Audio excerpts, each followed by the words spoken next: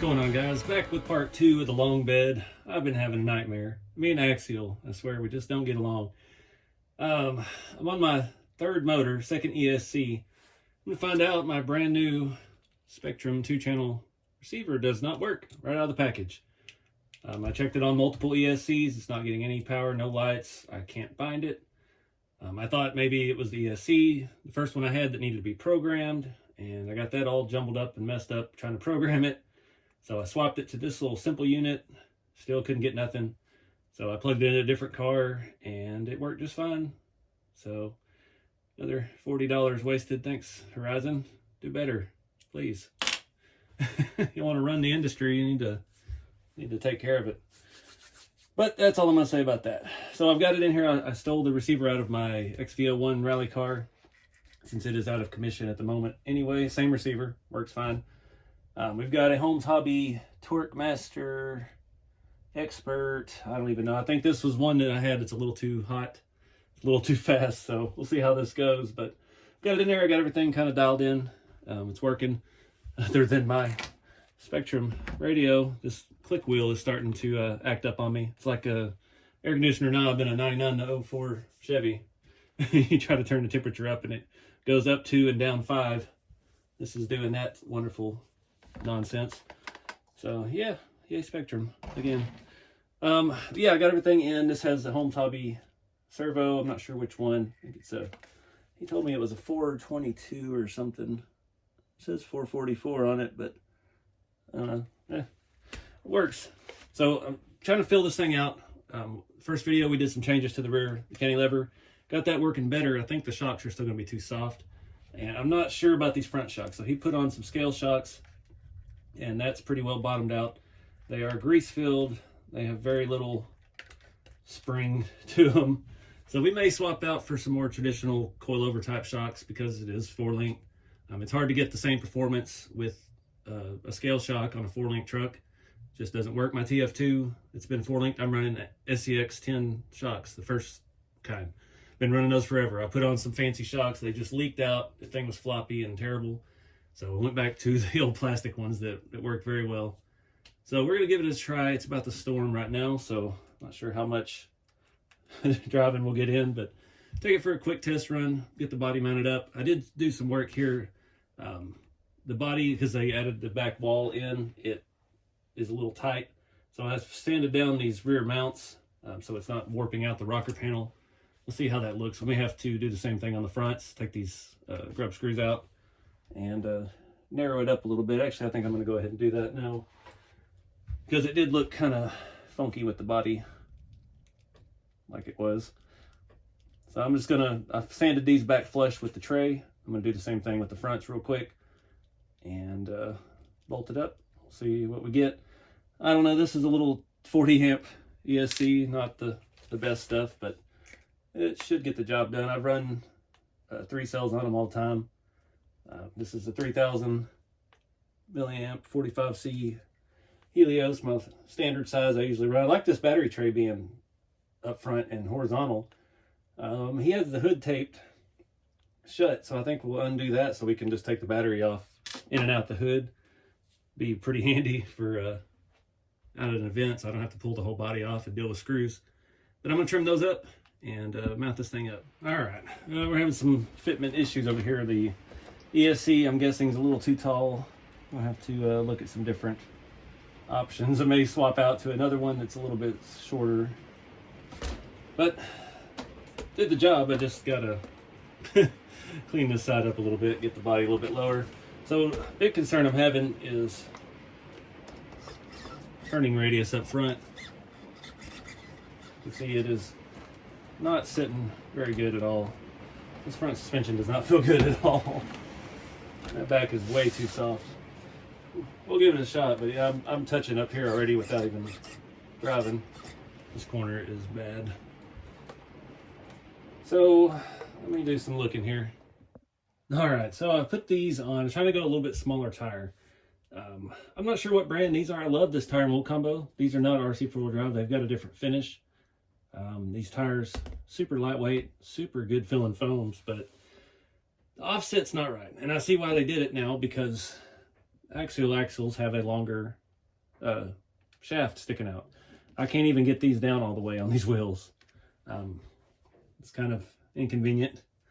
I don't really want to grind down the hubs on the axles just yet, but I wanted to see what it looked like a little bit smaller tire and wheel. These are just barely shorter, but they're just a hair narrower and a little bit better offset. Looking down the back, they just barely stick out, which for the stock wheel look still too wide, but that's about as narrow as we're going to be able to get it. So we still got way too much flex in the back. It's going to be interesting to see how this thing crawls. I think the rain's about done, but yeah, it's wanting to lean real bad. I think we've definitely got to do something with probably all 4 shocks. They're not working together very well.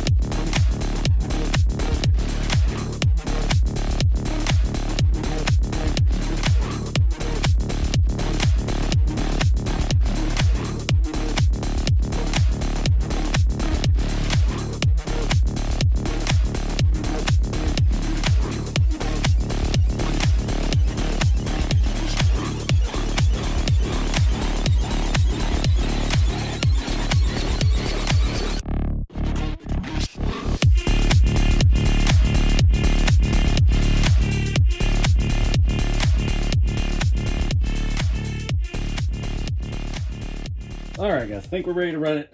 I swapped all the shocks. The rears, they don't have enough spring. This looks like a stock axial spring. And yeah, put some shorter ones on here. We still get the same amount of movement. Moved them up a hole. They're black, so they don't stick out quite as much.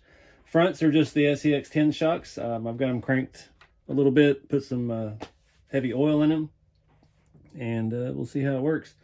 Looks like it sets up a little higher in the front, so I just put some spacers, old Tamiya stuff on the rears. We'll see how it works out. I'm not sure yet. I think I'm ditching the drivers. I'm going to change the interior, and not sure about all the stuff in the bed yet. I don't know that we need all that weight back there, but we still got a lot to learn with this truck. We haven't really driven it yet, so let's see if we can do this without losing everything here. Running out of space.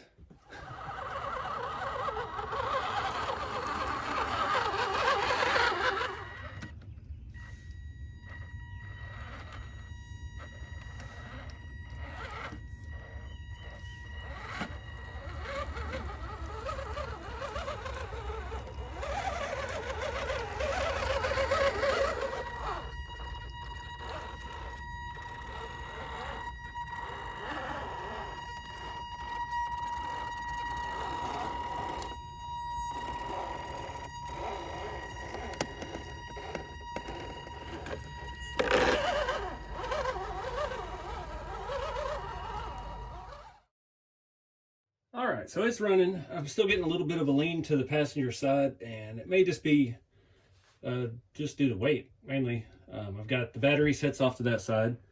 The motor is slightly to the driver. I've got the big old ESC over on that side. I don't know. So I'm not set on these tires and wheels or anything. These look good on these trucks usually. Not sure yet if I want to grind off the end of the axle so I can get the caps on all the way. I mean, if we're going to run them, we're going to have to. All right, got the ESC moved to the driver's side. It seems like it's wanting to set more level now. Still not sure about those shocks, but we're looking a little bit better. So I don't think I'm going to do much more in this video. I'm trying not to rush this. I've got till Axialfest to get this thing dialed in. So I'm not ready yet to change the weathering. I want to add some more to it. And yeah, I'm going to do some interior stuff. I'm waiting. I got some door panels in today for it. I've got the bench seats. So that'll probably be the next stuff. We'll tear the interior out. see if we can make this bench seat work with the cutouts that are in there for that transmission. It's kind of right in the middle console. There's an opening in, and there's a pretty big opening in the floor.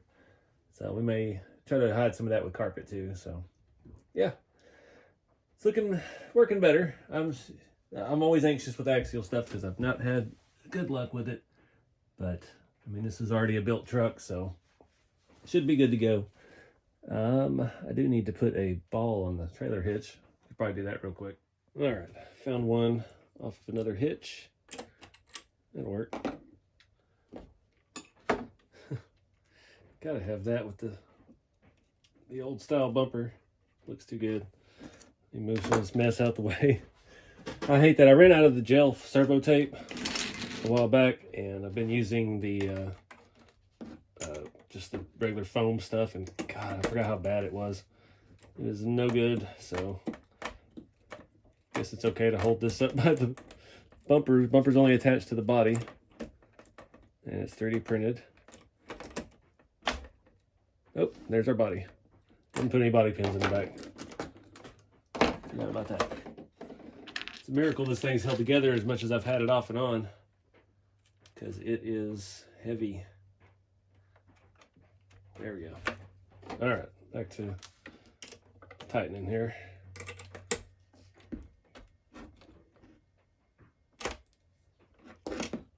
There we go. It's the little things. Swapped out for the one of the Make It RC Florida USTE plates, since that's kind of where this whole deal happened. But yeah, I think that's going to wrap it up here, guys. Appreciate y'all watching, and stay tuned, because next time I think we're going to get a little deeper into this thing and start changing some body things, and probably still tuning on the shocks a little bit. Still undecided about the wheels. They generally look good on here. I'm just not sure I want to hack the axle shafts. Like, again, the tires and wheels that came on it were excellent, but I don't know, the offset's just not doing it for me. And I don't know if I have any other hubs that I could swap onto these wheels to tuck them in just a little bit. So, I don't know. Lots of stuff to think about. But anyways, I appreciate you guys watching. Get out there and do something with the hobby. Keep it scale, and I'll see y'all next time.